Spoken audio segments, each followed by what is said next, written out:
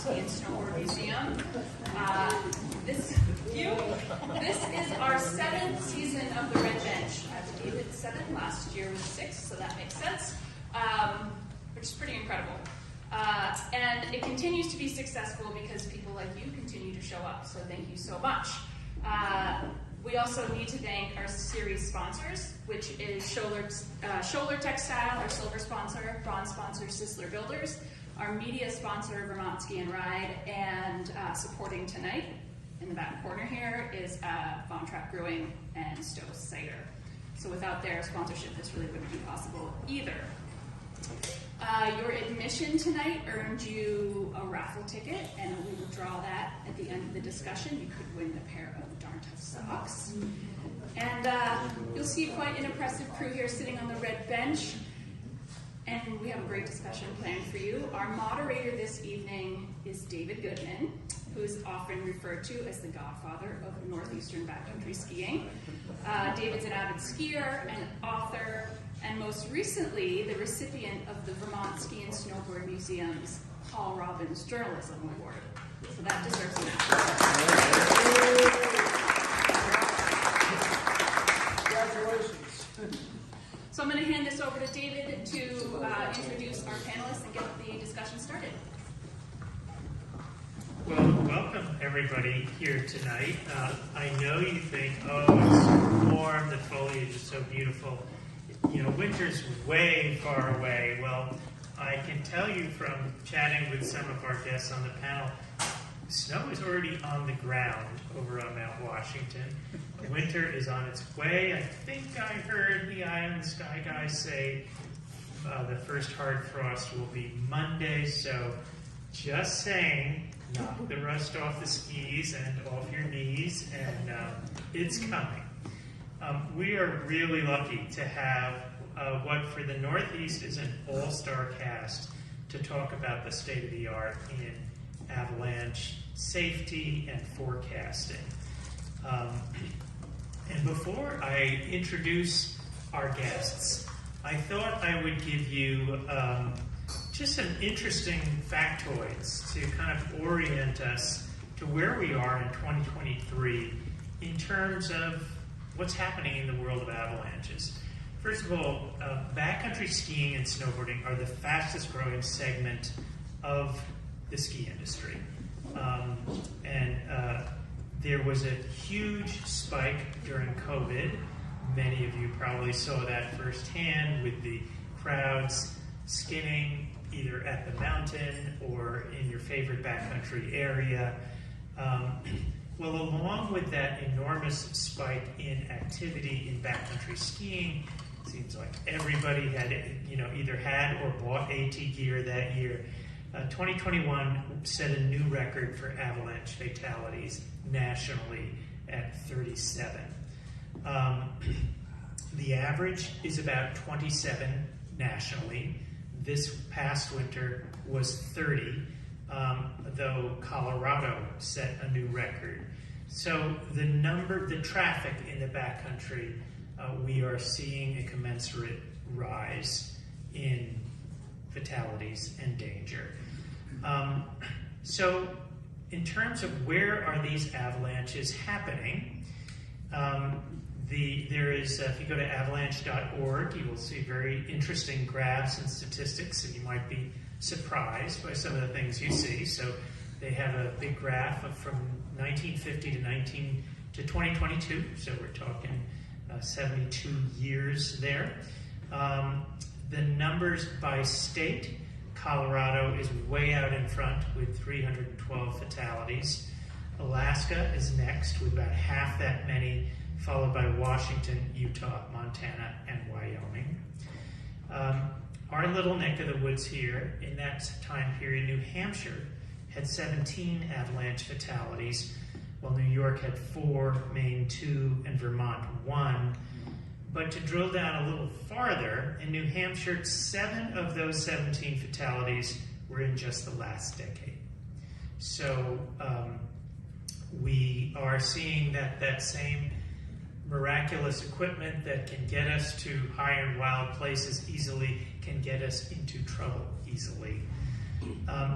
in the last decade in terms of who's getting into trouble. And I hate to start on this Grim Reaper note, but you know, it is interesting and informative. In terms of the activity,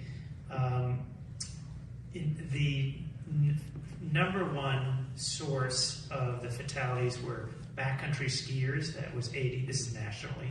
Snowmobilers were right up there at 74.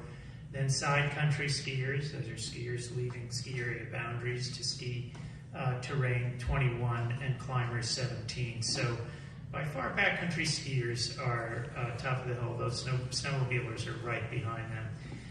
The highest months where you have the greatest number of fatalities is January and February, or about even, at around 270 each in those months, followed by March and then December. So that kind of orients us. I don't mean to be a bummer, but you know, these are the stakes in the world that we're talking about, and everyone on this panel has personal experience of these issues, so and we'll hear about some of that. So I'm going to begin with Jeff Fongemie, who's to my right. Jeff is a veteran avalanche forecaster, mountain guide, and technical rescue leader. He is the lead avalanche forecaster and director of the Mount Washington Avalanche Center in New Hampshire. His career spans 3 decades. He grew up in the White Mountain National Forest, developed a passion for skiing and climbing, and that led him to pursue a Bachelor of Science at Plymouth State.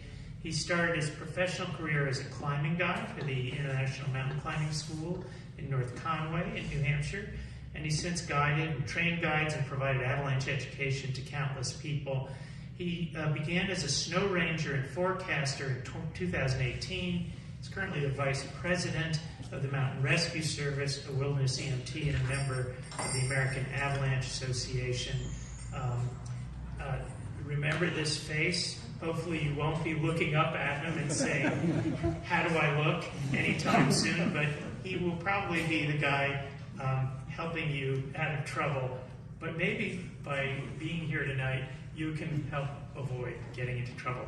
So Jeff, take it away here. I know you have a few images. We're going to start. Let's get us. That's you. And we're going to go with. Okay, that gets you. Can everybody hear me? Here. Do I use the microphone? Yes. You do. But before I start, who here mountain bikes? I came over here today. My first time mountain biking was fantastic. You guys have great trails. What a good day. Welcome to the neighborhood. Thank you, Stowe, for your mountain biking. So, curious, who are you all? Who backcountry skis, or who recreates in avalanche training? Who has some level of avalanche education? Like rec level 1, rec level 2, pro, like pro 1, pro 2 courses? All right, so different mix of avalanche education. That's good. I'll just say right away, my slideshow, I don't know who I'm talking to, so my slideshow has things that are pretty basic. I might cut out a couple slides depending on the audience. And I want to make sure there's plenty of time for questions too. So let me start. So yeah, my name is Jeff. I work for the Mount Washington Avalanche Center, and the Avalanche Center is a program of the White Mountain National Forest. We're part of the Forest Service. That is, we can see that is our terrain. Our Avalanche Center in the past, we just provide avalanche forecasts for Tuckerman and Huntington Ravine. In 2018, we realized that skiers were actually skiing in places outside of those 2 ravines, and let's expand our forecast. So we expanded our forecast. Our forecast now covers all the way down to Crawford Notch, all the way up to Route 2. So we have an avalanche forecast for the whole range. And there's a little bit more to that too. Our forecast is a little different. Our forecast used to be microscale forecasting. We used to say left gully was moderate, center head wall was considerable, right gully was this. And all that. We don't do that anymore. Like we let you all figure those details out. We'll say, we give a hazard rating for the whole range, and we name sort of hot spots. So we range scale forecast. We don't microscale forecast. Does that work? Does it work? That's right. Right. We provide an avalanche forecast every day through the winter. We start around December and we end somewhere around late May. We also have search and rescue responsibility. The New Hampshire Fish and Game has backcountry search and rescue responsibility for the entire state, except for the Cutler River drainage, in which we take it over from December 1st to June 1st. So it's a strange thing. We get up in the morning, we write an avalanche forecast, we hope everybody's okay. In the afternoon, we put on different hats and we go out and rescue people if they get into trouble. So that's always in the back of our mind too, that we've got, that rescue responsibility. That's us training in Tuckerman Ravine. I'd be all skiing in Tuckerman Ravine in the spring. There's waterfalls and people find their way into those holes. So we have to be able to go in there and figure out how to get them out of those holes. We don't like doing it. I'll say that right away. This is a rescue that happened last winter. It's sort of interesting. We were out all night long. We'll get up at 4:30 in the morning. We'll write an avalanche forecast. It's up by 7. We'll go out in the field all night long. We'll do our field work. We come home, go back out for a rescue. We're out all night long. We finished that. We got that person to the road as the sun was coming up. And then we immediately wrote the next forecast and just went to work without sleeping that night. So that's sort of the day in the life of an avalanche forecaster. That is actually somebody coming down the Winter Lionhead Trail, the very, very steep part. They were hurt high up on the Winter Lionhead Trail. It's a tough trail. It's not a typical hiking trail.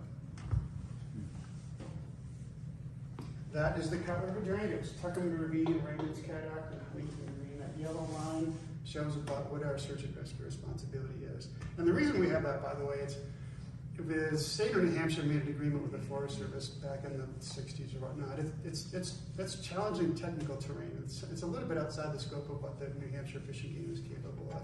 And we're there. So let's have us do the rescues. We could always call on Fish and Game if we need more help. We have a lot of volunteer groups we can call on, but primarily we try and do it ourselves as best we can. I have a question. Yeah. Sorry. No. I'm just going to say that Gulf of Slides is to the left, That's to the south of your yellow line. So Yeah. are you going to be there in Gulf of Slides for?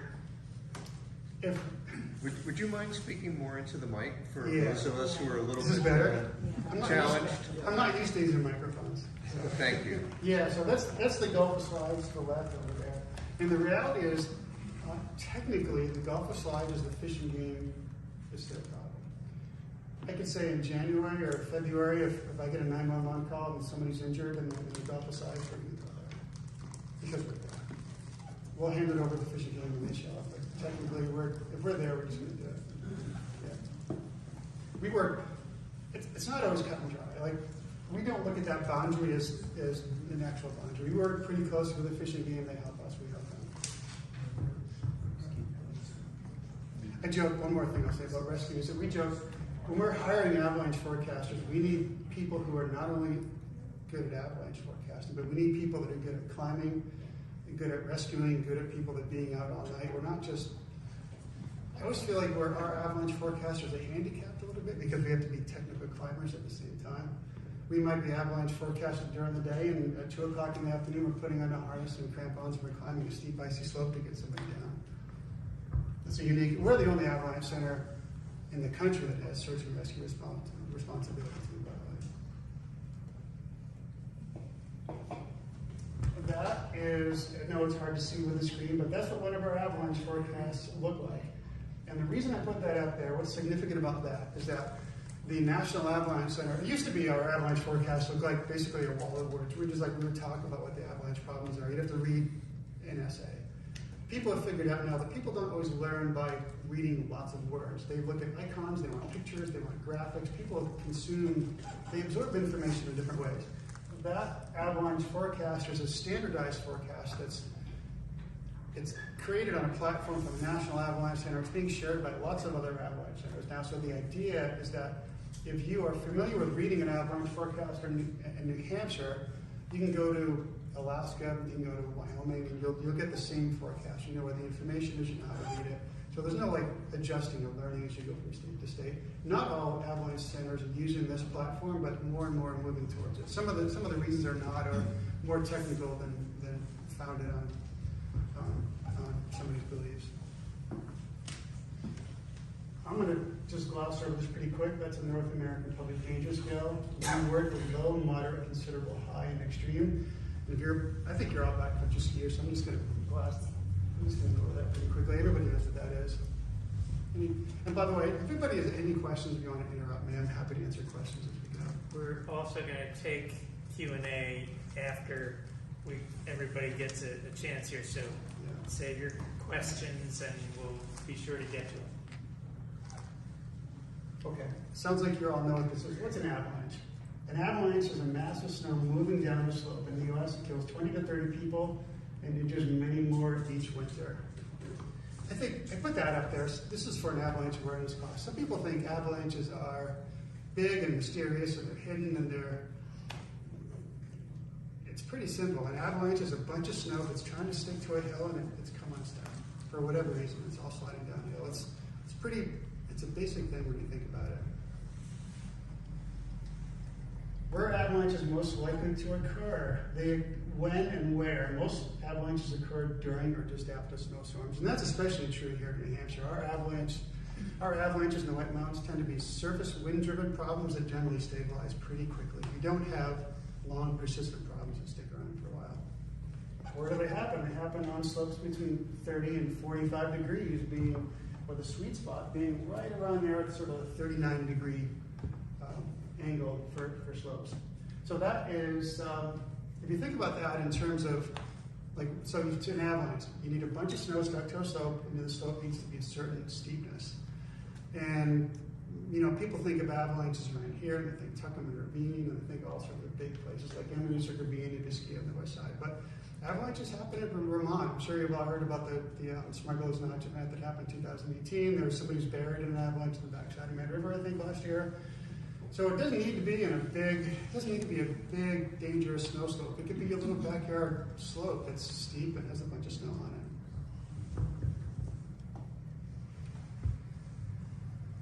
Okay, David. Can you want to go back again? Yeah. Oops, no, we're back. This one. Can you just say, Jeff, this business of angles, Right. I always feel like something I like to do is sort of test myself and look at slopes and say, what do I think that is? And I've carried a slope meter to kind of orient myself. Can you just say, for the benefit of people, what does it feel like when you look down a 30, when you look down a 40 and a 45? No. I could say it's hard. We play the same game with our crew. We sort of pride ourselves. Okay, what's that slope angle? And inevitably, everybody seems to think the slope is worse than it is for whatever reason. You've got to. What you said is correct. Get some sort of there's phone apps where you can put your phone on your ski pole. It'll tell you what the slope angle is. You can get this little thing that attaches to the ski pole. There's a bunch of ways to figure it out. But if you can train yourself to get better at judging a slope angle, you can keep yourself safe. A good strategy for avoiding an avalanche is to ski. So if you look over here, if it's less than, only 3% of avalanches happen on terrain that's less than 30 degrees. 50 degrees is pretty steep enough to have fun on skis or a snowboard. That's great terrain. Stay on low angle slopes and much less likely, without knowing anything else at all, you're much less likely to trigger an avalanche. Once you get into steeper terrain, it becomes different. But you're right. Using tools to try and calibrate your thinking to what the slope angle is a great tool. And it's hard. I'm gonna cheat a little bit.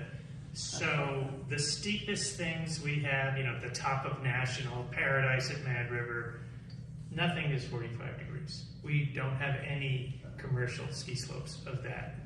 What I always say, when you look down a 45-degree slope, you tell your friend, it was dead vertical. Because that's what it feels like. It's wicked steep. A 30 is just something you want to ski. It's gorgeous. It's like that perfect angle. So somewhere in that, what you think is dead vertical and absolutely gorgeous, you want to ski it because you feel like you can turn forever, is the sweet spot we're talking about. I agree. There's a question there. I was just going to put out there, I tell my students that most ski areas, black diamond slopes, depends on the ski area, but around 30 degrees. So if you look at a slope, you can tell yourself, this would be a black diamond or a double black diamond. You're probably an avalanche. Right. Okay. That's a good way to put it. Yeah. It's hard. It's just, you've got to actually measure the degree of the angle to try and calibrate yourself. And still, it's still hard. You know, a lot of these times when we talk about these statistics as to humans getting killed, we've got avalanche airbags and we have beacons and shovels, and we've got all these awesome tools nowadays, you know, but most of the time it comes down to human error. It's like judgment. Humans we make mistakes. Sure. So question for you in those percentages, 76% is in that sweet spot of the occurrence of avalanches. Yeah.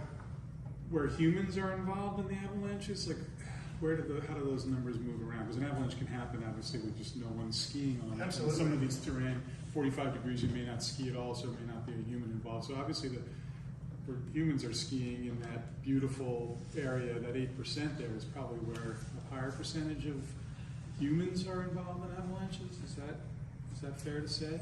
I'm not sure if I can answer that question. My understanding of those statistics does not really necessarily include human triggered or not. Avalanches can happen on their own. The sun, temperature, they can just happen. So I don't know if I can answer your question. I guess people are more likely to be skiing in that 30 to 40 range, probably. Yeah, well, yes and no. I don't know. Where I spend a lot of time in Tuckham Ravine, and a lot of things are over 30 degrees, and people are on that stuff all winter long. I'm sure. People do go after steeper and steeper terrain, especially nowadays. Everybody's skiing steep things. I think some I'll throw in, it doesn't have so much to do with slope angle, but there is a natural lifespan for an avalanche. You know, at the beginning of the storm, the hazard, the likelihood of an avalanche occurrence is fairly low. As the storm begins to wind up and intensify, your hazard peaks out. Towards the end of the storm, it tops out. And then as you go a number of days out from the end of the storm, your avalanche hazard drops way, way down. So there's a time span where 30 to 45 degrees can be exceedingly hazardous if you're there at the wrong time. But then there's also a time span, you know, providing we don't have a persistent weak layer, where 30 to 45 degree slopes can be incredibly stable and you can ski almost anything. So it's all a matter, you know, it's this whole business with avalanches is extremely dynamic. There's no snapshot you can take that will keep you safe. You know, you have to evaluate the conditions over a period of time and based on what's going on and what you're seeing.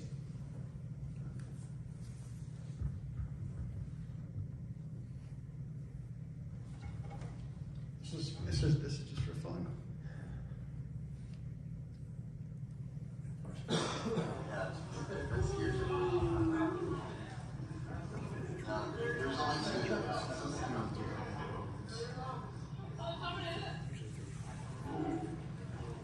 That's an avalanche in Tuckham Ravine that happened.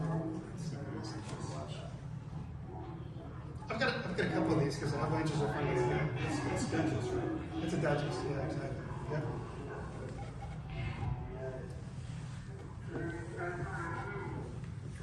The voice is great. What time of year was that? April 2, so yeah. It's actually surprising that I was not there that day, but to me that looks like a dry snow avalanche. That dry snow avalanche in April 2 with the sun out seems a little surprising.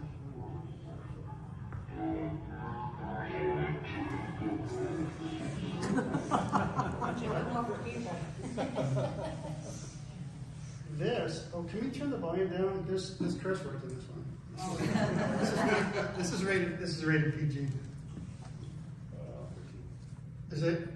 I think we're. Well, it's television. You all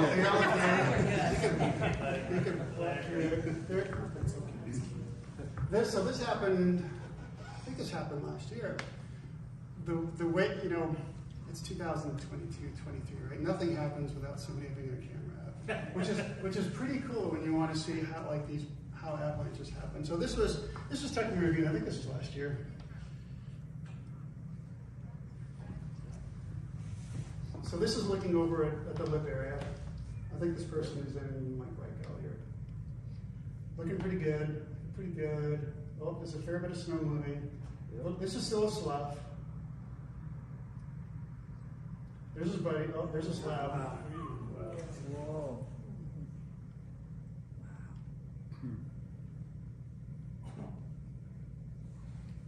was I think that was last winter. Those are two French Canadian guys. I think we talked to them, and they were fine. It looks really dramatic. They landed on top of the snow. Nobody was hurt. I think they went back up for another run. Actually. They did. The notable thing about that, at least in my eyes, is that we think they misunderstood our avalanche forecast. You know, we talk about avalanche forecasts, and we try, like I say, we try so hard on getting every single word. We call it wordsmithing. We think, we'll look at every word. We start at 4:30 in the morning, and this thing isn't published by 7. Sometimes it's 7:15. We look at every single word to see, is anybody going to take that word and misinterpret it in any sort of a way that they might get the wrong idea. So we're so careful. You know, these guys, in North America, they have a terrain rose. And they got the terrain rose backward. Like, it's black is where the avalanche problem is, and white is where it's not. But they thought, well, snow means white is the color of snow. So they thought they were going to the only dangerous place in the mountain. They thought they were going to the only safe place in the mountain, which is, I don't know. What was the hazard that day? You remember? Yeah, I think it was really moderate. I do remember that day. That's a pretty. It looks dramatic from here. It looks like a pretty big slide, but that's only like maybe like D1.5 or D2. So it's not a terribly big avalanche. And truth is, if you're going to trigger an avalanche, it's not a bad place to do it. The snow sort of disperses on the floor. It doesn't. It's sort of an anti-terrain trap, I guess. So they're just fine. Yeah, but it's fun to look at. It's a good shot of an avalanche that happened in New Hampshire. Is that the same? It's the same thing. Yeah, look at that. Yeah, this is one. This is one to be noted. I'm going to just play this. I'm not going to talk about this. That's loud. This is almost done.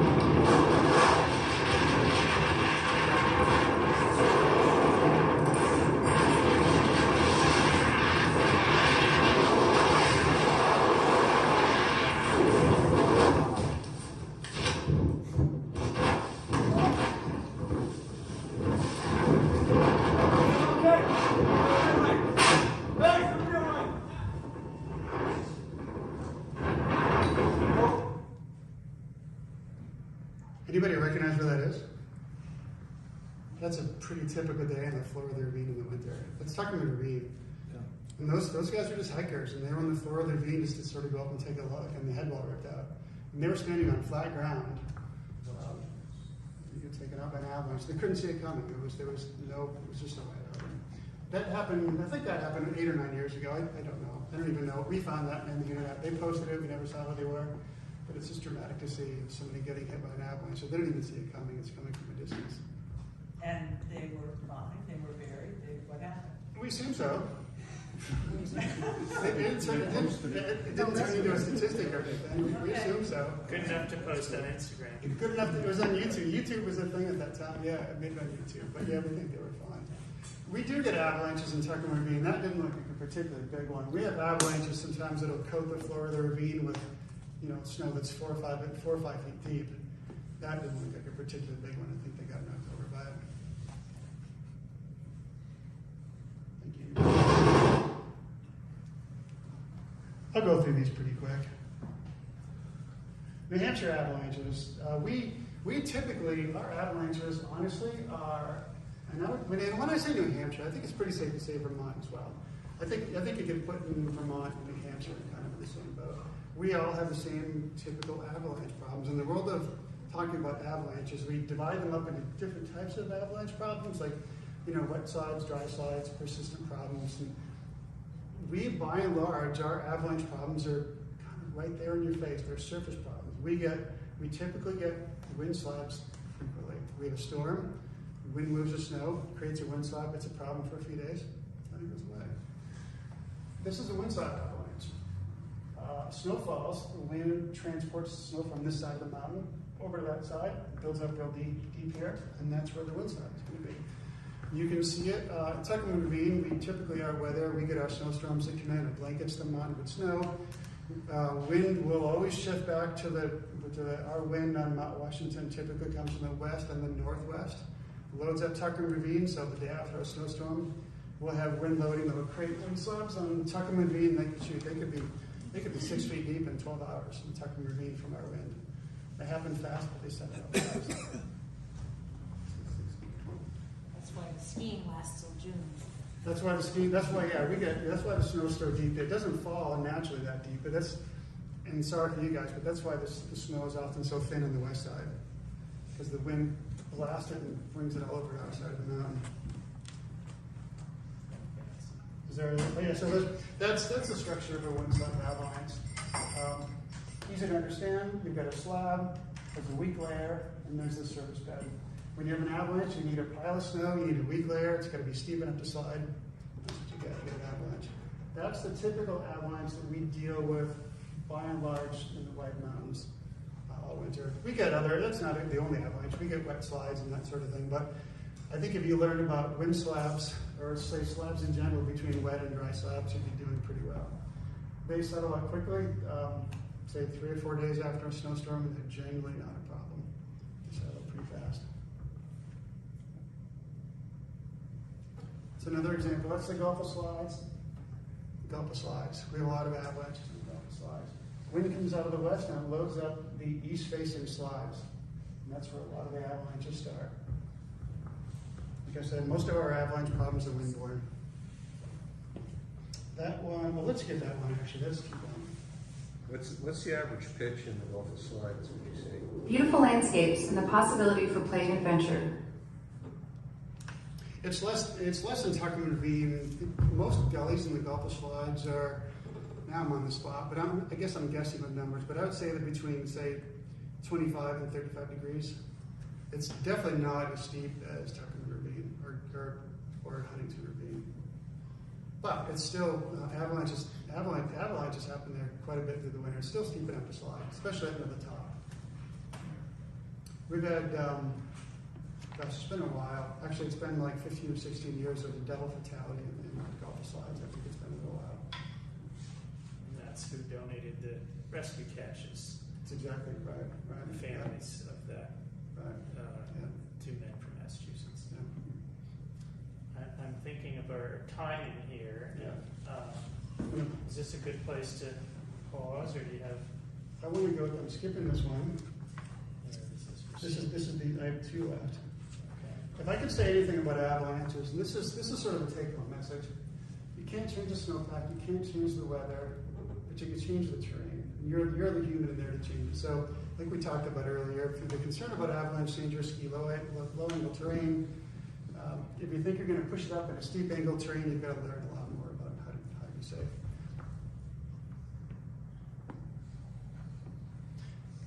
I think for folks that are skiing in Vermont, if you're heading over the Adirondacks, one thing you've got to think about is you're traveling in terrain without an avalanche forecast. And that puts a lot of pressure on you as a skier to figure out how safe, how dangerous it is to ski that day. And I would say get the education, get the tools, and learn how to make good decisions. And one example, I'd like to say, everybody, if you're skiing, say you're skiing backcountry around here, I'd like to have you, one suggestion is to look at our avalanche forecast. I know that we're pretty far apart, but a lot of the times they're very, very similar. There was an avalanche that happened on Smuggler's Knots in 2018. They had 23 inches of snow. National Guard triggered a big avalanche. We had the exact same problem here in Mount Washington. So a lot of the times our avalanche problems are the same.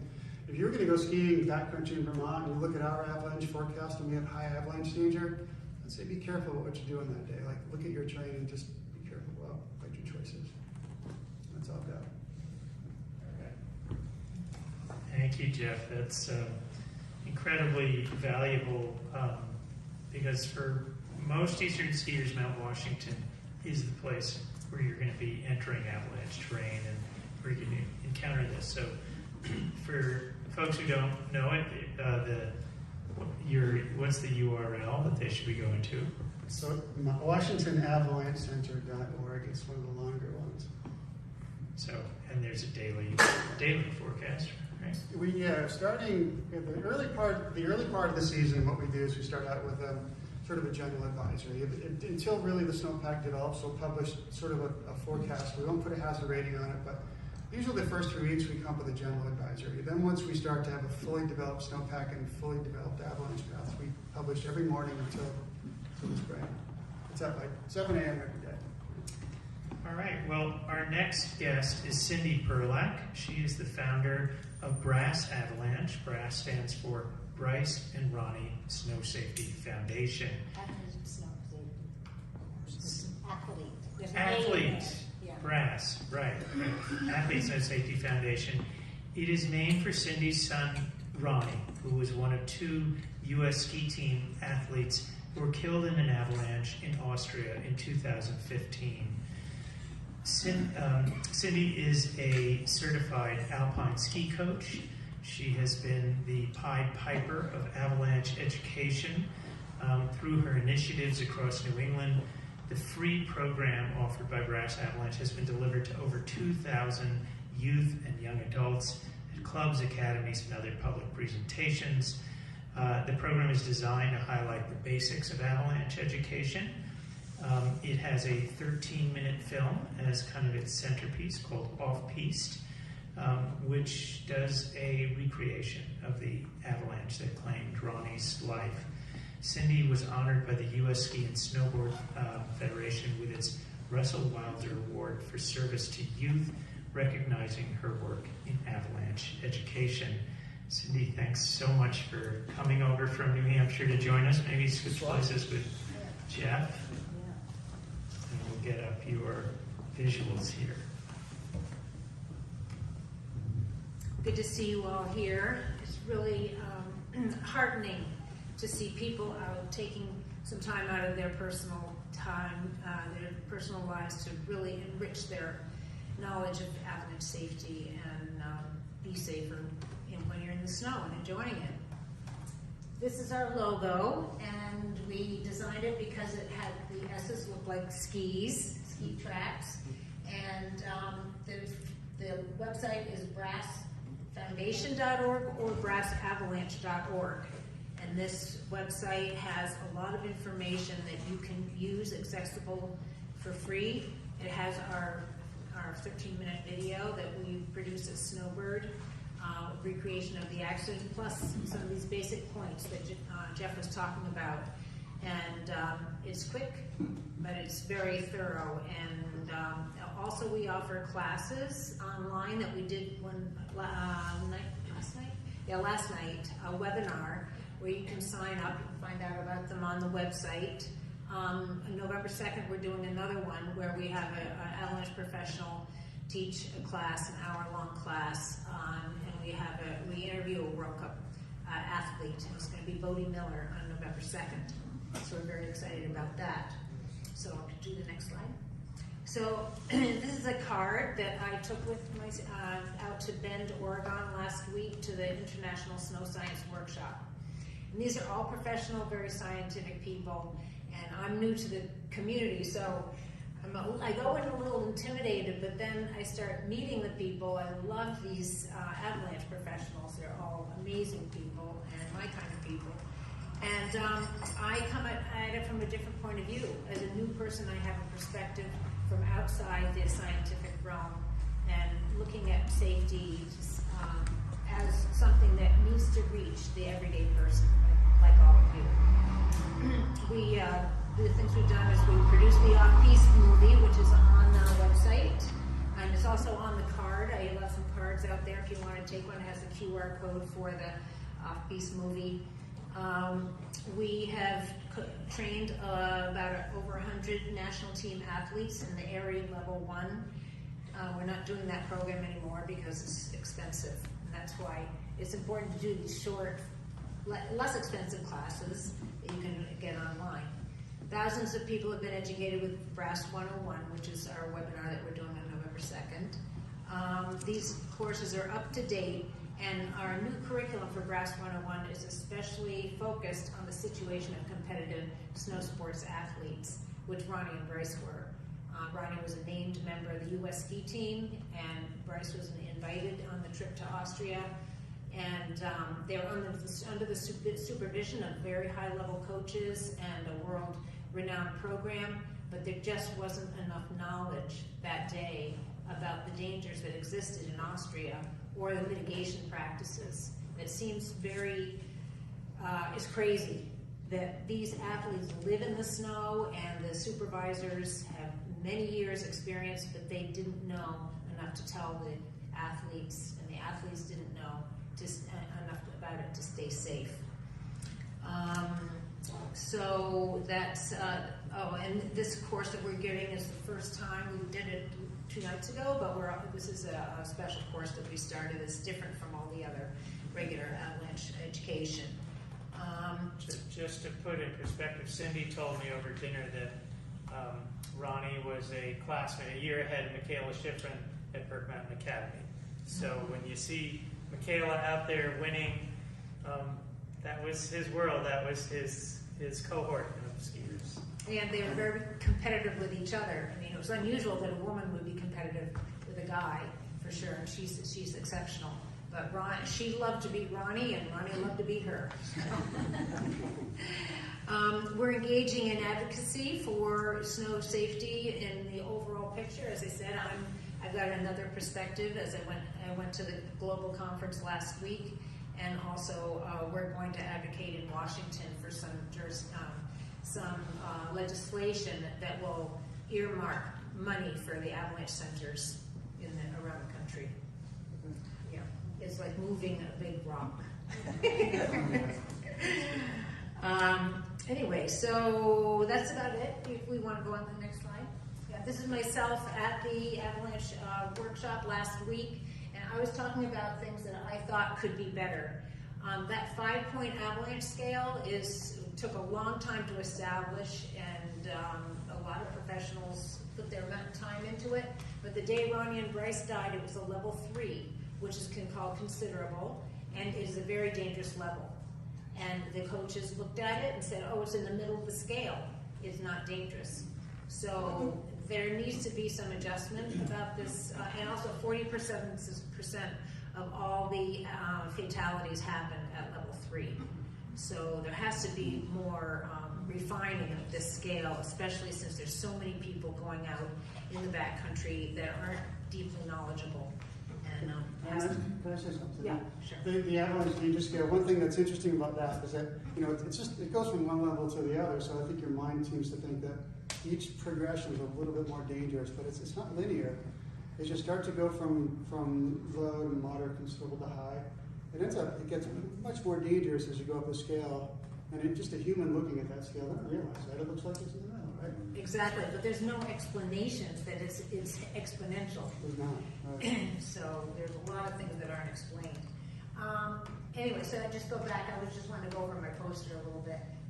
That sign there is an international warning sign for avalanches, and I saw that in Austria when I was there for another conference. And I think there should be a standardization of signs that mark.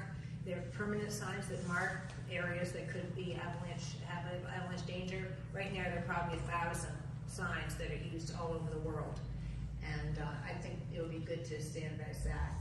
And another initiative I think is important is the marketing at high-end resorts is in conflict with the knowledge of snow safety.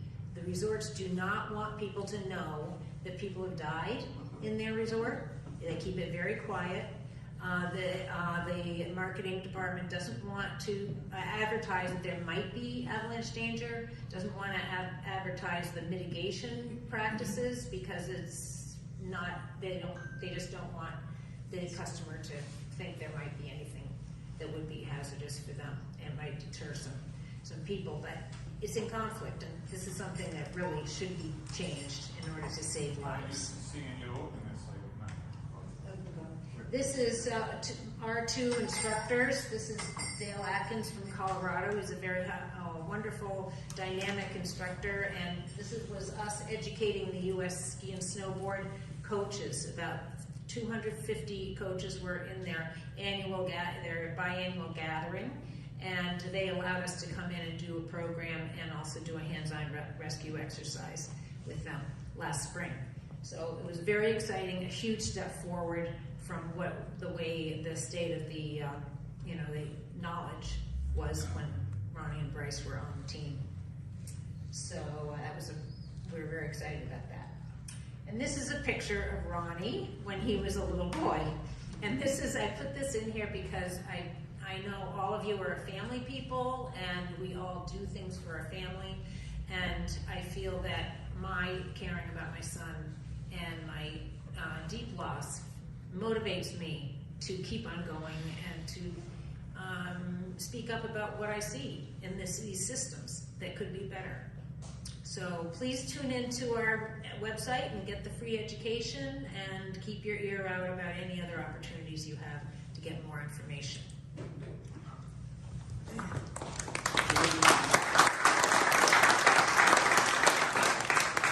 Thank you, Cindy. Question about that, David? Pardon me?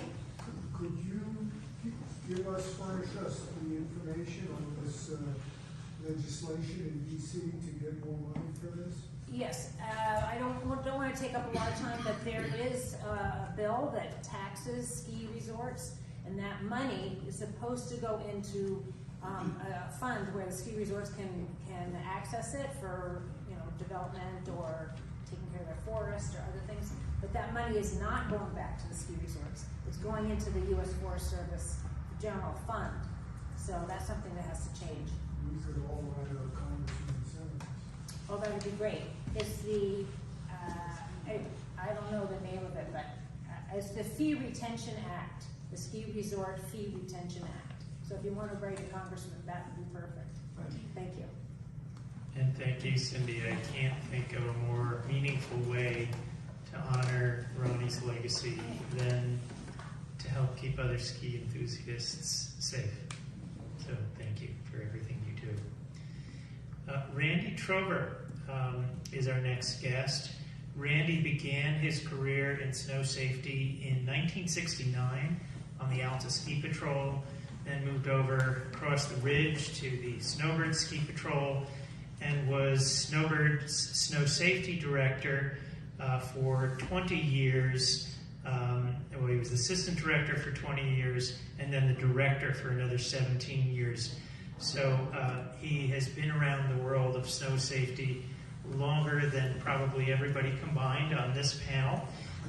He's also climbed worldwide and wrote a computerized snow safety program called StroveSoft that was used by most of the avalanche forecasting programs in the West. He's been a speaker at the U.S. Forest Service National Avalanche School.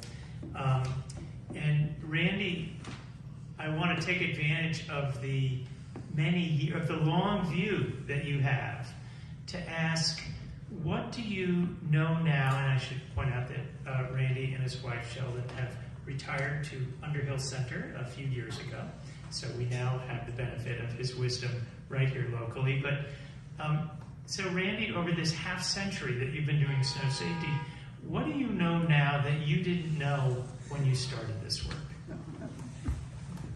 I sort of have a pat answer for that question. And my answer is, it's so easy to be wrong when you're dealing with avalanches, especially on the forecast side. One of the things we talked about was, over dinner, was I'll do a little history of maybe what's changed on the forecasting side of the business. You know, what happens in the office when you're putting together a forecast. You know, it's kind of interesting, and it has some carryover into how the general public can think about things to improve their safety when they're moving around in avalanche terrain. And then if I have time, I'd like to talk a little bit about, you know, how do you stay safe when you're dealing with avalanches and traveling in avalanche terrain? That's really the central question that's going on here tonight. You know, we have our information that's put out by the Avalanche Center's education and everything, but when you go in the field, how do you apply that information to what you do, you know, when you're on a ski tour? And I think everything in the avalanche business is very much tied together. There's a very interesting article that you can find easily on the internet.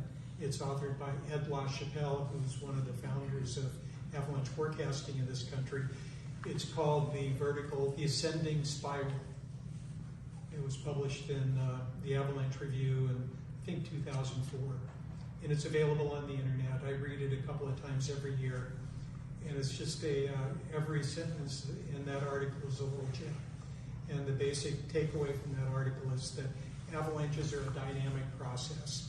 And whenever you start thinking statically about avalanches and what you're doing in the backcountry, you're starting to kind of go down the wrong path a little bit. And most accidents that happen in climbing, avalanches, almost any accident, there are a series of little small mistakes that eventually put you in a situation where you get bit. So back to the beginning, when I started working at Alta in 1969 on the ski patrol, there was the Center for Snow Science that was run by the Forest Service at Alta. And Ed LaChapelle and another guy, Ron Perla, both very well known in the avalanche industry, were the two resident scientists that were doing research. And we were really lucky because they would mentor us, sometimes out on the hill and sometimes at the Alta Lodge bar. But the result was the same. We got a very unique insight into how forecasting was done. And at that time in the avalanche world, the forecasting was, and the control work was mostly done by the Forest Service. Most ski patrols had very little connection to them.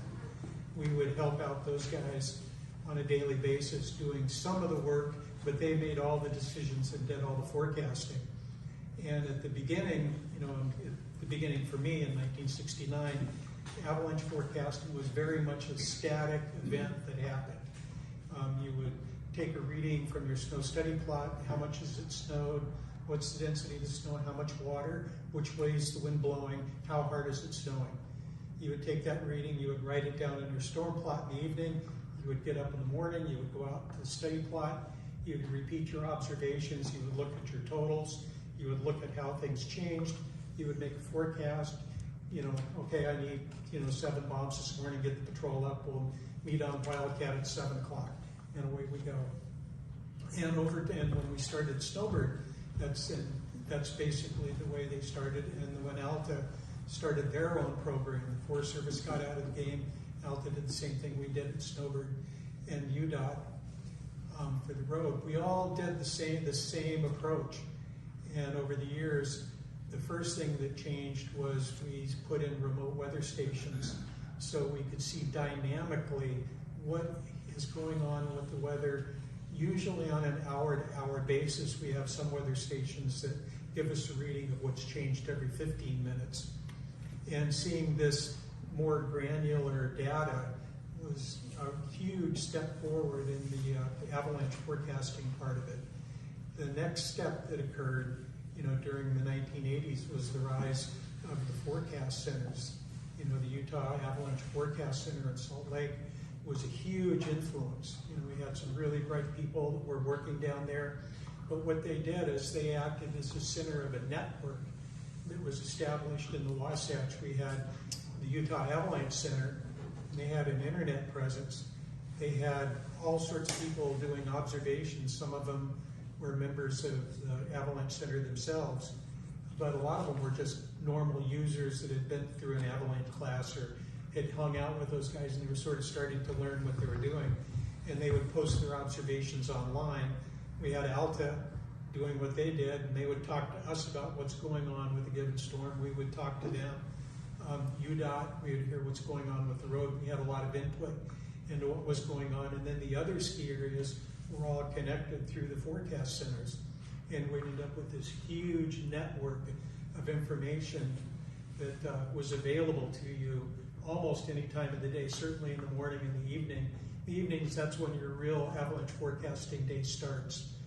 Around 4 o'clock, you go out and you do your observation, you get a weather forecast, you put together a plan, you decide when the patrol's going to come in, who's going to shoot which weapon, who's going to run which route, and then you go to bed and hopefully you wake up in the morning and everything goes according to your plan, but rarely does that happen so smoothly. It's like driving a car, all of a sudden you're in reverse doing a 13-point turn and heading down this other road back there because you've received all this information. And one of the big challenges of modern day avalanche forecasting now is how do you handle all this information, because it can really be overwhelming. And that's how I got into the software business. I saw a guy writing software for Snowbird, and I looked at what he was doing, and it didn't look that hard, and honestly, it's not. So I wrote some software that managed all our systems for us. would go out and collect all the information from our weather stations, and we'd put them together in a tabular report. We did summary statistics and graph everything. And that was really, and that's an ongoing thing. The software I wrote is it's extinct now, and they've taken it to whole new levels, and it can do all sorts of stuff. It's there's some really smart people working on this stuff now. But how's that affect you people in the room here? And I think for me now, I've been retired from work as an avalanche forecaster for 9 years. Spend my winters in Jackson mostly doing backcountry skiing. And the process I go through in the morning is I go to my local, the Jackson Hole, or the Teton Avalanche Center, and I bring up their homepage. I see what happened yesterday. I see what they think is going to happen this morning, the weather forecast. I go to the different remote weather stations, see how much it's really snowed. Sometimes I miss it a little bit on the website, and you start to gather your information. When you get ready to go ski touring, have a plan. I think more than anything, that's something that every ski touring party needs. Where are we going? How are we going to get there? What's the weather and what's the hazard going to do over the course of the day? Because this is a very dynamic business. Have a plan. The second thing is keep an open mind. Realize that nothing ever stays the same when you're dealing with snow in the mountains. It's always going to be changing. Update your forecast continually. Again, going up the skin track on Breaking Trail, they said it was only going to snow 6 inches last night. There's at least 10. Going to be some good skiing, but the forecast is maybe a little bit off because there's more snow, more water, more weight, maybe a little bit more wind.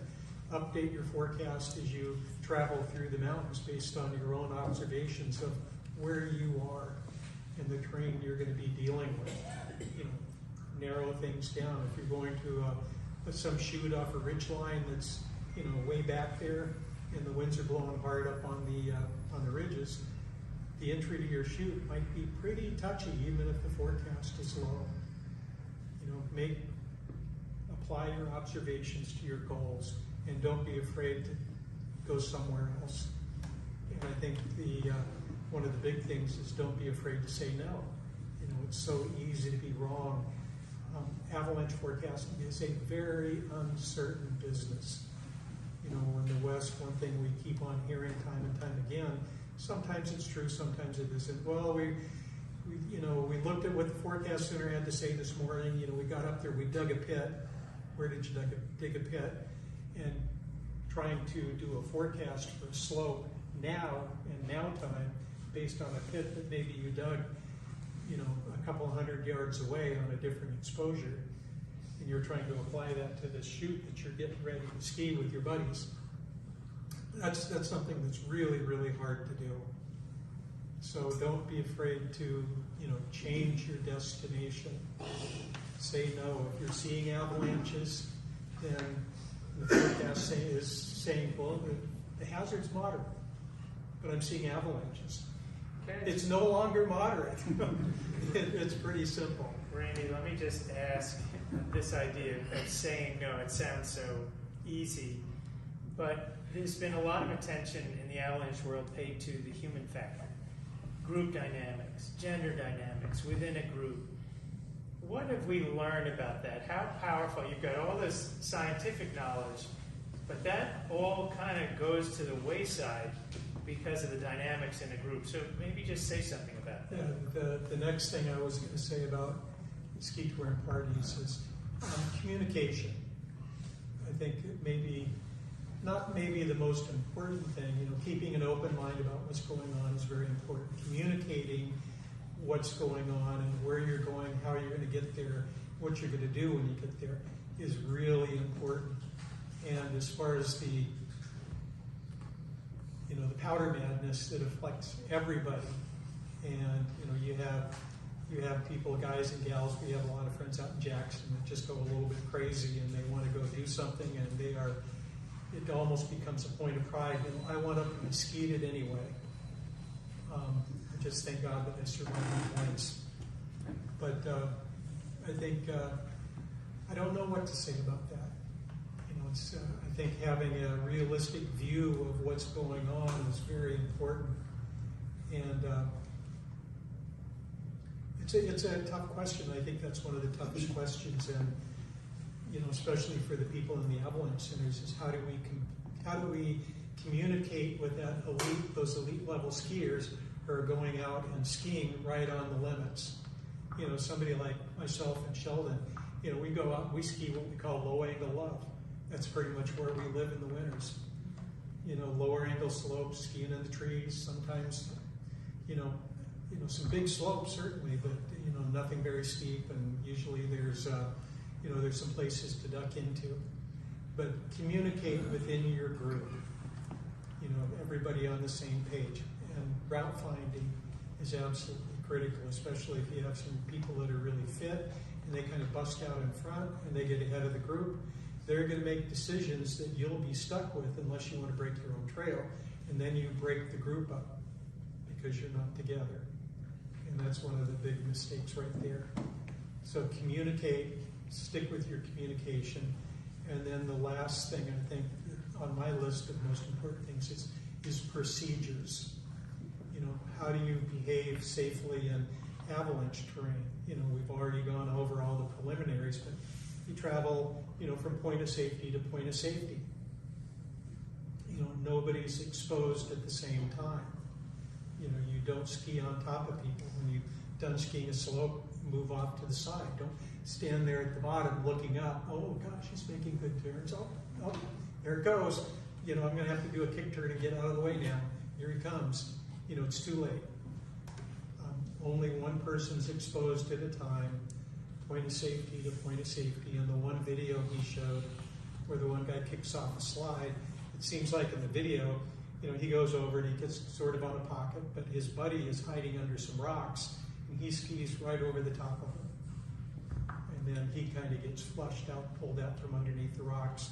You know, don't ski on top of your partners when they're hiding somewhere. And if you're going to find a place to hide, a point of safety, make sure it's a really good point of safety, that you're not kidding yourself. And I don't know, we've covered a lot of terrain.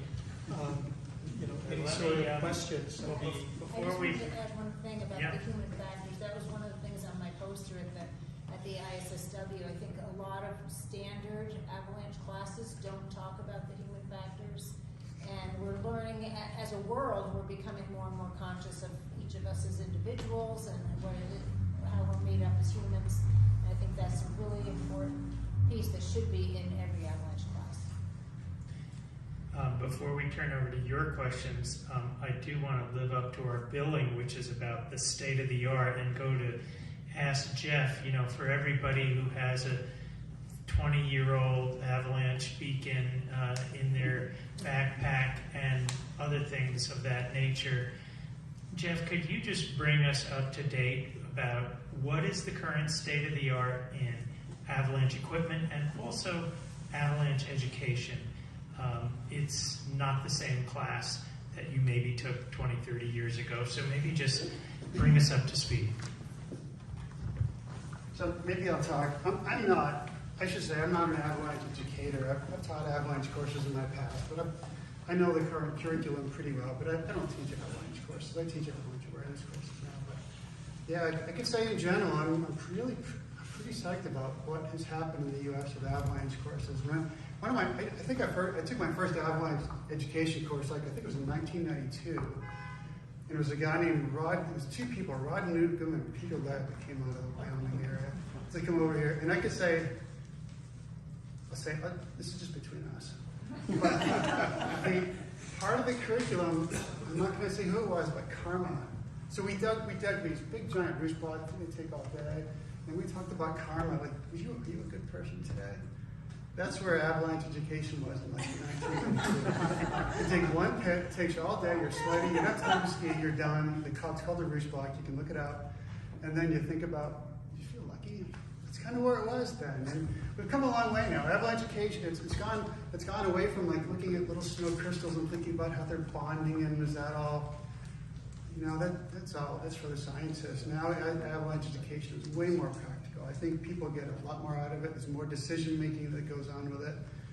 And that's all I have to say. I see people, I can see the trend. I see people on Mount Washington nowadays, like in the past, people were not carrying beacons. They weren't weren't really thinking about it like in a logical sort of way. They were either waiting till spring to our springtime snowpack, or they're just drinking a Red Bull and going for it, honestly. But now I see, last winter, there's a little kid and his dad. This kid's like 9 years old. He comes up in a tux into the ravine. He says, "Okay, Dad, like, what's off limits? Like, what do the forecasts say? What are we not going to go today, no matter what?" So they're having these conversations that are just fantastic. So I don't know much more to say about avalanche education. It's come a long way. It's really great, I think, and it's a big step up. You know, this idea of sort of mentorship and getting into like learning from somebody else is really hard.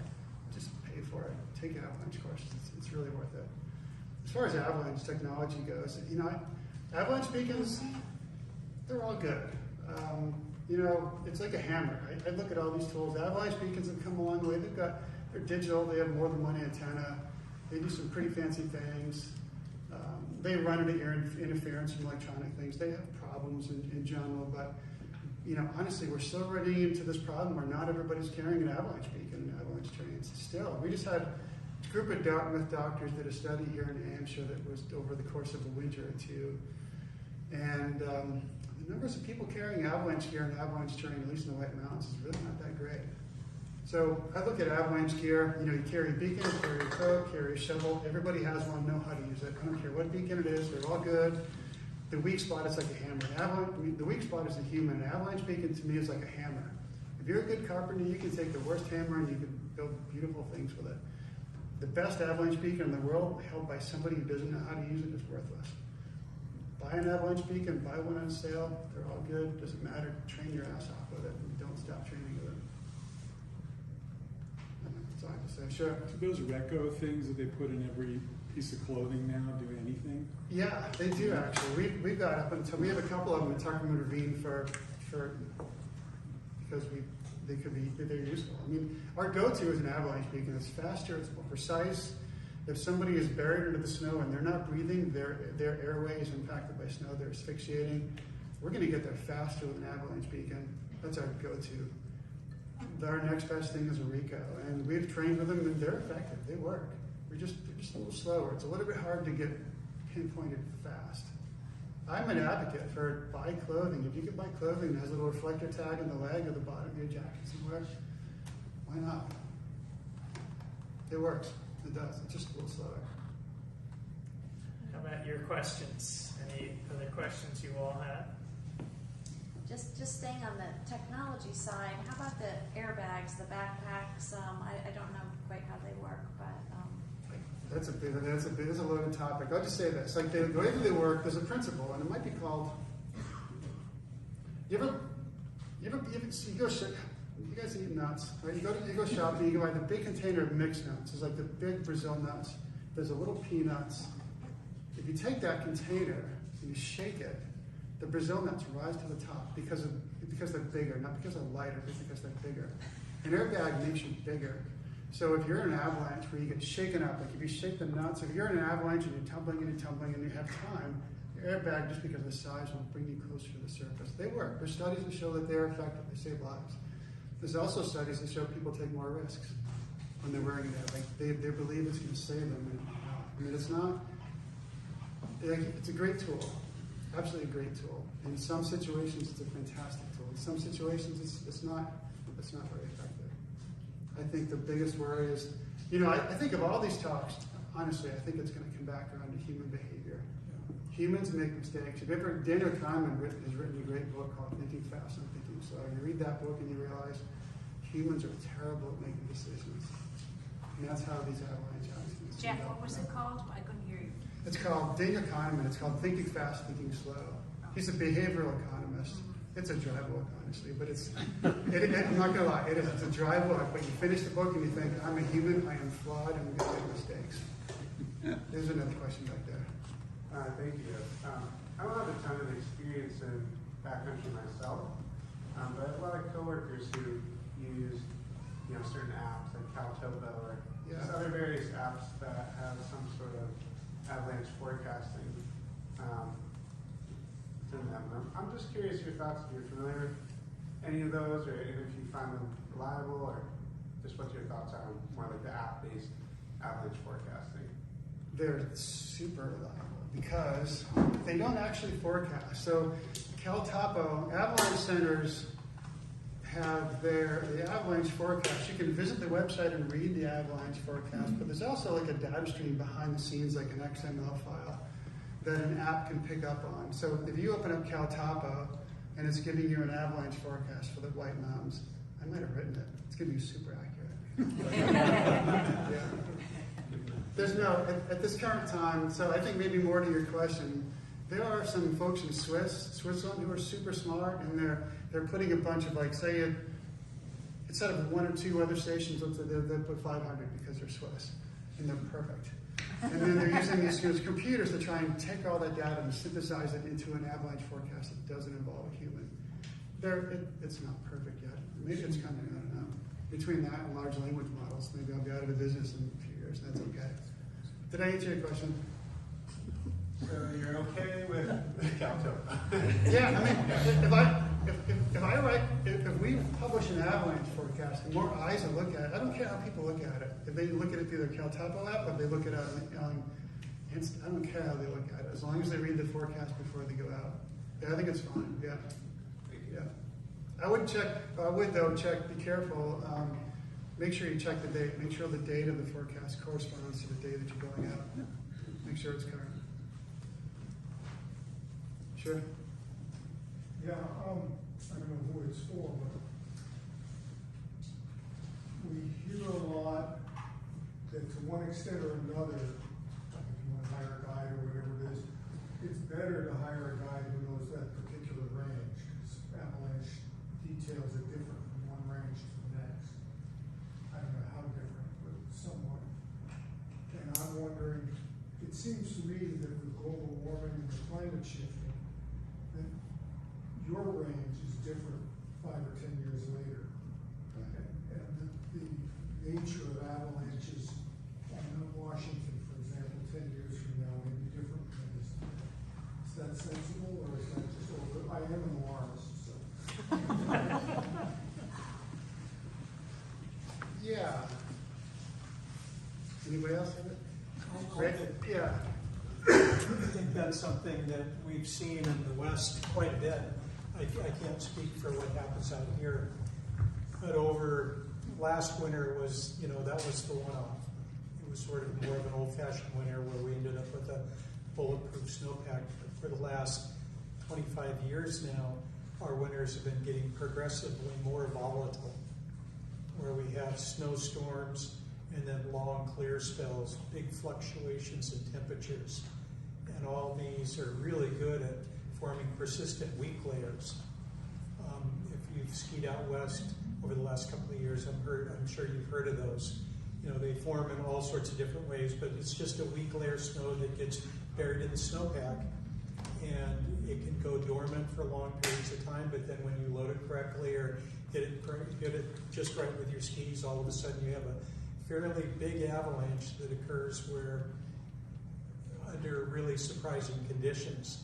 And we've had these conditions happen, since people have been skiing, but over the last 10 years, 20 years, it's really become more predominant, because of the less snow, wild fluctuations in temperature, and longer periods of time between storms. So the basics of forecasting is, it's like building a house. You build that house, but if your foundation is junk, the house is going to fall over. And most of the time in the West right now, your foundation is kind of junk. And so you have these big avalanche cycles, 3-4 days after a storm's over. And I think that's what you're getting at, aren't you, John? That's a lot of this is factors that have been present in the snowpack, since it started snowing, but they're more predominant now than they ever have been. So, I can I didn't see somebody else, sorry. So I think the implication of that would be then, if you're looking, for example, for a guide or something like that, it's not necessarily one who's lives right on that mountain, but somebody who's aware of the data back quite a long way to know if there is a, you know, I know a lot of people were talking about going up to the Valhallas last year that I skied with, and there was a week there that developed in December. Now this trip was the end of February, and if you didn't know about that previous storm, there was a lot of activity in that area last year, even late into the season. You want to have a guide that's one, up to date on what is happening with the snowpack, that does know where those weak layers are. You know, and it doesn't have to be somebody that necessarily lives there, but somebody that keeps himself current or herself current. They go out and dig a bit or rely on other people that have, so they have the basic knowledge. But I think one of the primary reasons that it's good to go with the guide is one of the things that we don't talk about enough with Avalanche is terrain analysis. And not all terrain is the same. You know, different styles of terrain, big open bowls, little narrow chutes, complex terrains where you have multiple fall lines, where the angle changes, lots of rollovers, lots of flatting, and then getting steep again, make a huge difference in what's going to happen avalanche-wise. And having a guide that really knows the terrain intimately is maybe the most important thing to do in judging whether that's somebody that you want to go with. And terrain analysis it takes a while to kind of get the hang of it, but it's by far one of the most important factors for me personally, you know, when I go skiing. Good, thank you. You had a question? Oh, no, I didn't have a question. I just want the gentleman there was talking about the count topo, so I just want to make a point on the avalanche forecast, but even if there's no avalanche forecast, there's usually an angle that you can add a layer on top of count topo, and you will get the angle of all the slopes based on color. So that will give you an idea of if you're in an avalanche terrain, because the darker it is the steeper. And also some have wind on it, so that you can kind of get your own idea about it. I think we have time for one more question. You're the lucky winner. Oh, sweet. One is on a site nearby your loss. Yeah, thank you. And for you gentlemen up on sitting, just thank you for your experience, bringing the discussion to the rest of us. My question is more based on having you all have a magic wand and changing something. Specifically, my background is in search and rescue as well, doing avalanche rescue, mostly recovering. It's very rare we get to do a rescue, both inbounds in recovering bodies and looking for people out west when I'm based in the Sierra Nevadas. And there's this saying about with avalanche courses, and I think you all kind of mentioned it, the human aspect. And there's a joke or a saying within the avalanche training with instructors, like, great, you just took a 2-day course, you just did your Abby 1 or your Abby 2. Congratulations on graduating the course. You are now more likely to get in an avalanche because you think you have the skills to be able to read the terrain. And obviously, we have years of experience, and it's a game, and you're trying to differentiate between being precise and accurate. And so, my question to all of you is, if you could have that magic wand and change some of making your lives easier. You can't change the weather, can't change the terrain, but more about the education. What is it that you could change in a curriculum? And I know this is a big question, but sorry, it's really hard for me because if you're in search and rescue, you come across people that have passed and weren't able to save or help. And so I'm always constantly thinking what could have been different, what could have been better, what could have been improved upon. And a lot of that is the prevention.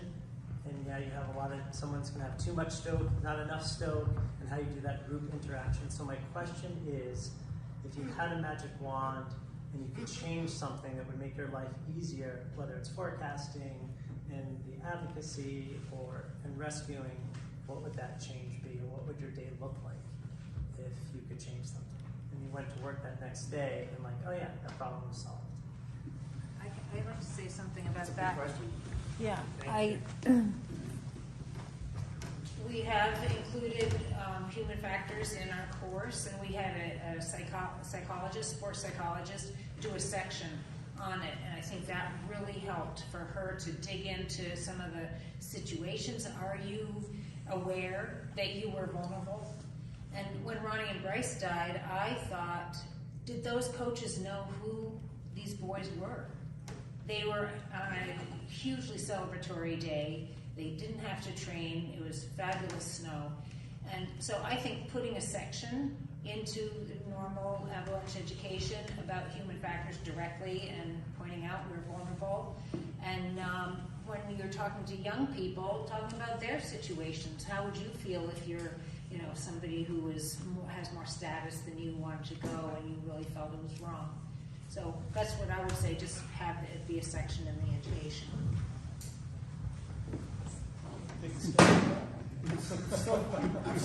I have my answer. I'm just thinking how to say it nicely.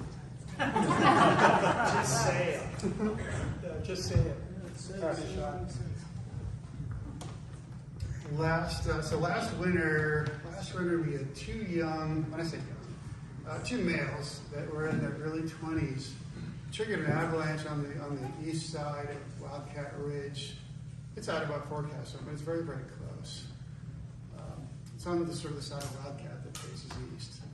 And they had avalanche, one of them had avalanche education. They had beacons, they knew what they were doing. They were pretty good at making decisions. They were somewhat thoughtful. They triggered an avalanche. The lead skier went down the slope. He immediately triggered the thing, went for a 1,000-foot slide, was completely buried. His airway was impacted. He couldn't breathe. His partner skied down. He was saved because his glove was like there was a little finger sticking up out of the snow, and his partner did the right thing. Like, oh, what's that? Oh, it's a hand. And he dug him up within 4 minutes. His airway, he wasn't breathing. He was blue. He was fine. He ended up being okay. And obviously it was a mistake. And we know these guys, and we interviewed them a few days later. Once they had some time to settle down, and we said, hey, let's talk about this. And it was pretty great. And they were able to come and talk with us about that. And one of the things that I think about is like what you knew, like we were at high avalanche that day. You knew that the risks.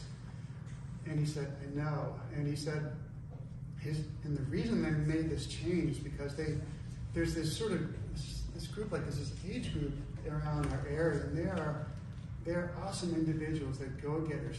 They're uber athletes. They're super fit. They're really good skiers. And they're all at that age where they're competing with each other. And he saw another person that ski something similar 2 days prior, and was on social media. So they're competing against each other with this sort of outdoing each other on these social media posts. And he said directly, I was thinking about that Instagram post. I just went for it. And I think, man, that's just frightening. So I think that I'm seeing this whole generation of people that are coming on with this awesome new ski gear. They're super fit. The avalanche education's there. The tools are there, and they're just so driven. And I feel like they're competing. Like when athletes compete with each other, they can achieve awesome things. But sometimes I think they just need to slow down, think about what they're doing. It doesn't matter what somebody else is doing. So I think that's a long story. Just get people to not compete in terms of who's going to ski what, and don't let social media impact your decision making. I'm seeing more and more of that actually. People skiing with selfie sticks, and it's on Instagram within 5 minutes is a normal thing now. That's my brand. That's my social media brand. Hoping not to be too obnoxious, but if I had a magic wand, there are a couple of things I would do with it. The first thing, I would get rid of all ski movies.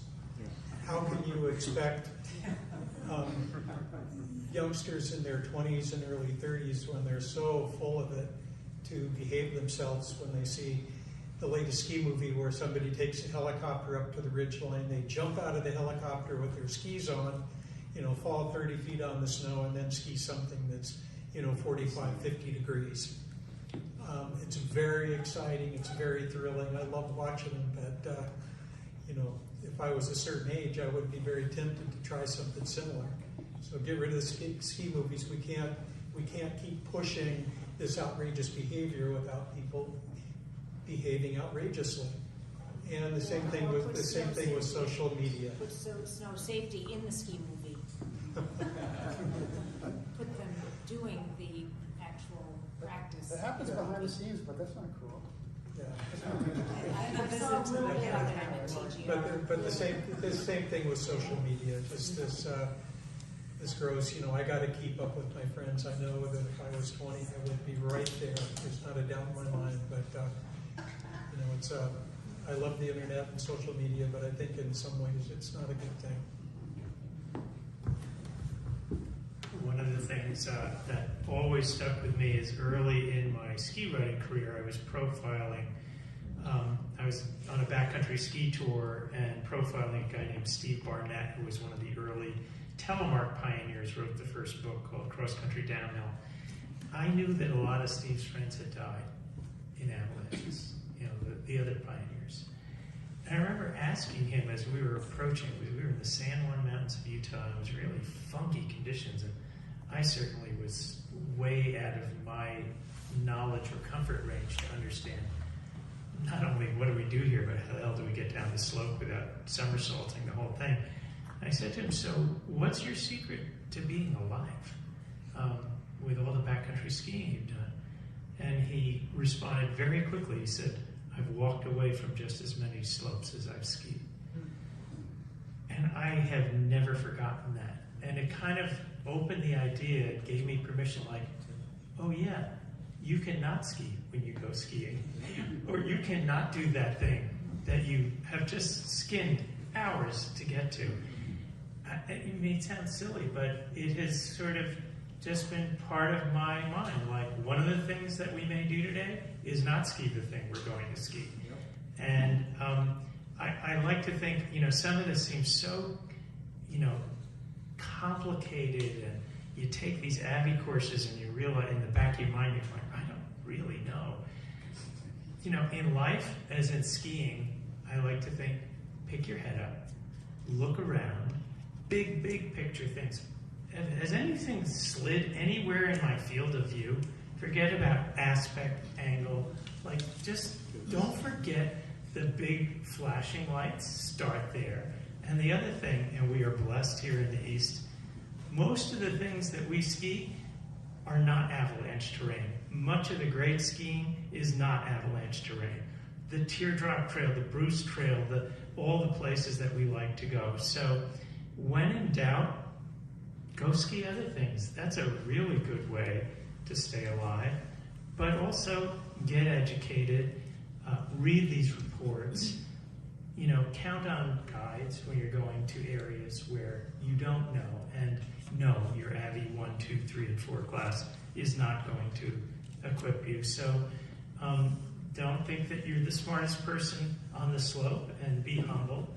And by all means, go ski lower angle things that are always safe. As he said, what is it? The low angle love. Low angle love.